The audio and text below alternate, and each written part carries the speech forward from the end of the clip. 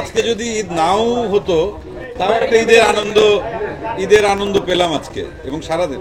এবং কালকে রাতে আসলে ঠিক মতো ঘুম হয়নি। এটা হয় কি যে ওই যে পরীক্ষার দেওয়ার পর এক বছর ফলাফল বের হওয়ার আগের রাতে যেরকম, এরকমই আজকে ছবিটা রিলিজ হবে, প্রথম শো।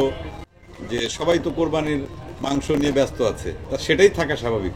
তা আজকে আমি আস্তে আস্তে বলছিলাম যে কোরবানির একদম দিন ছবি রিলিজ না দিয়ে পরের দিন দিলে পরে ভালো হয়, কারণ সবারই তো ওইটা একটা আলাদা দায়িত্ব।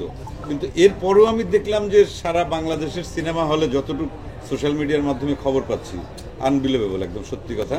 এবং এইরকম স্বপ্নই আসলে সিনেমাকে নিয়ে আমরা দেখি।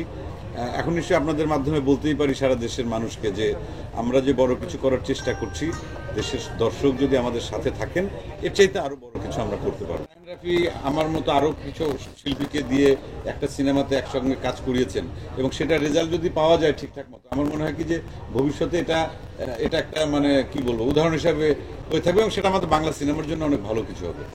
এখন হয় কি যে ভালো কাজের পেছনে সবসময় কিছু মানুষ থাকে, আর কিছু মানুষের অভ্যাসও আছে। মানে এটা বাঙালির একটা বৈশিষ্ট্যও বটে, যে কোনো কাজের কি বলবো মানে বিভিন্ন ধরনের, এটাকে কি বলে, সমালোচনা করা। এটা একটা আমাদের রক্তের একটা বৈশিষ্ট্য। বাট যতগুলো ছবি রিলিজ হয়েছে, যদি কোনো ছবি দর্শকের যদি ভালো লাগে, আমরা অবশ্যই বলবো ছবিটা যদি ভালো তৈরি হয়ে থাকে।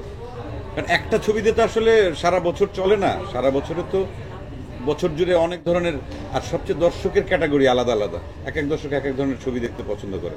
তা আমরা সব দর্শককে যদি এক জায়গায় আনতে চাই, তাহলে সবাইকে একসাথে এক হয়ে কাজ করতে হবে।